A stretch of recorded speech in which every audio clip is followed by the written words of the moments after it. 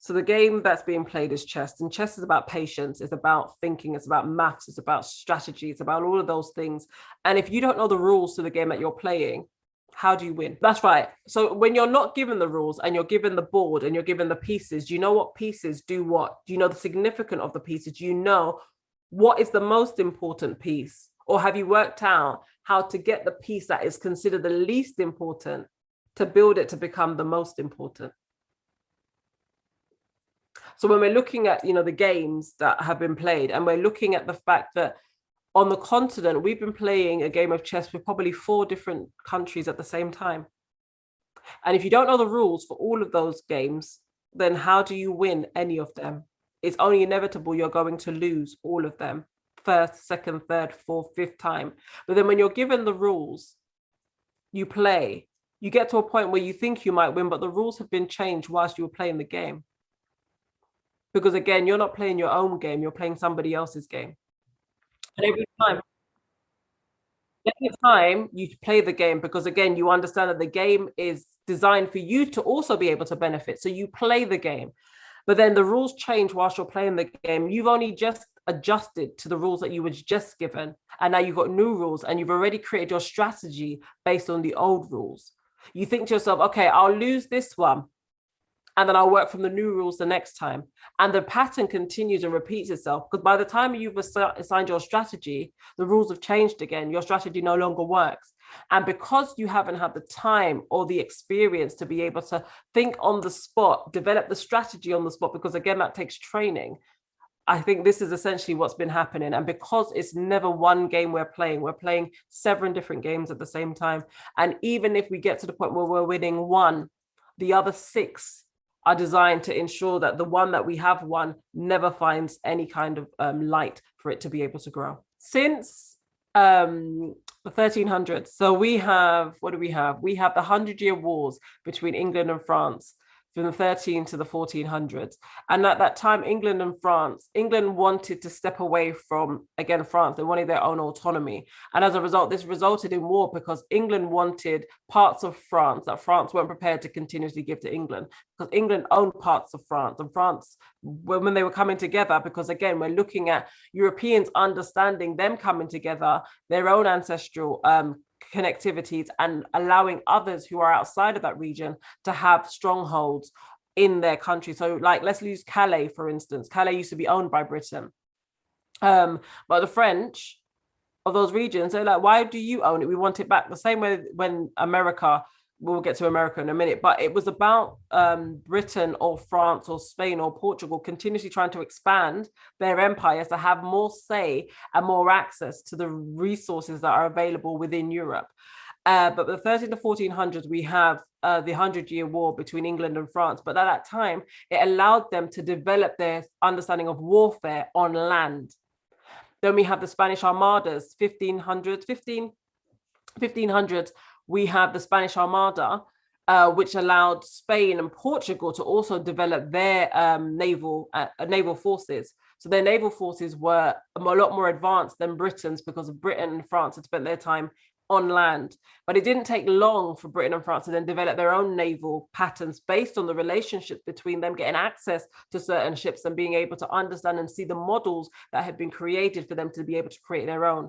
Then we have the expansion and movement of them going over to the West. So we have the Americas, the English following the Spanish and the Portuguese, who had given themselves the portions of most of South America, the West Indies, and parts of North America, for them to be able to go and sustain themselves over there. 1607, the establishment of Jamestown, but that's from the those explorers going before to find access to the lands and saying, actually, we can start building here.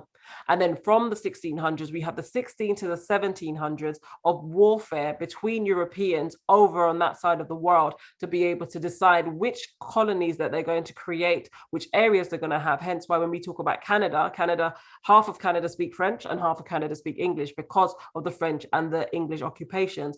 Spain had areas within Canada, but because of the dominance of France and England, they weren't able to sustain them. The same way when we look at South America, and we look at Texas. Texas used to be owned by the Spanish.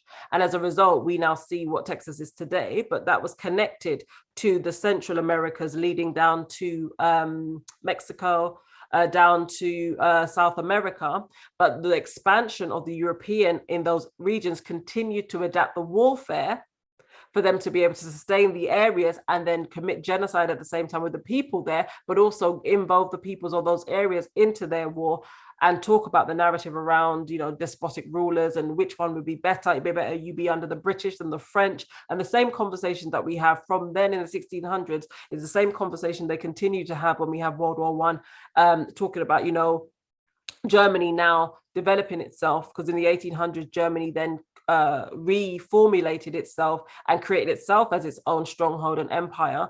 They wanted more say on the world stage, but they were newcomers to that conversation in a way. So all that Britain and France and Spain and Portugal had already monopolized for themselves, Germany now wanted a part of the play. They wanted to be on the table because of their shared ancestry with Britain and France, based on marriages from England and France and them taking queens from Germany. They also wanted to be able to work on that ancestry to be able to align themselves on the world stage.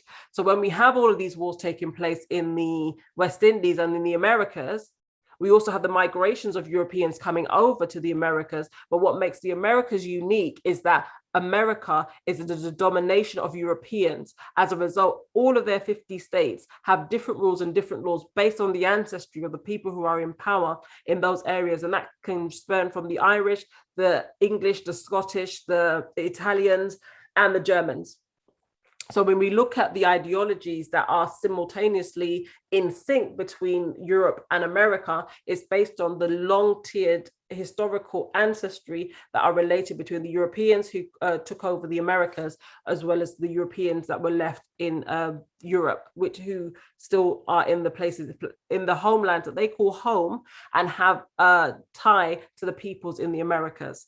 So the wars that predate the wars on the continent were to solidify their positions all over the world, so that when we get to the 7-year wars in the West Indies, this is kind of classified as the last wars that Europeans were having amongst themselves to be able to declare which strongholds they would have. So when we get to the American Revolution of 1765 to 1791, we have America now saying, we are tired of being a colony of England. We are removing ourselves from that, and you now have to go about your business, and we develop ourselves and do what we're doing here. That then led to the formation of the West India Regiment in the West Indies, for them to have a military presence that they formerly had on the continent of North America that they no longer had. So they had to continue to establish a military presence so that any warfare that continued, they were able to also have visibility and men available on that side of the world. It then leads us down to the wars of, I think it's 1804, 1806 in America. Then we have the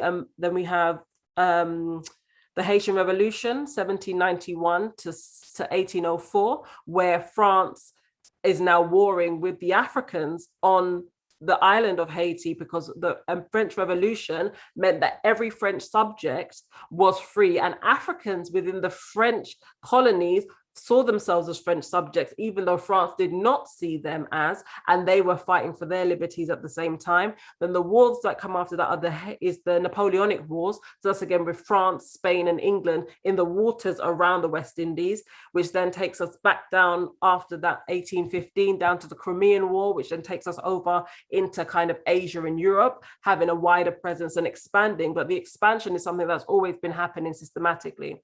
But alongside them, and I couldn't tell you how England were able to do this, but alongside doing all of this in the Americas, they were also in South Africa. So we have the Xhosa War.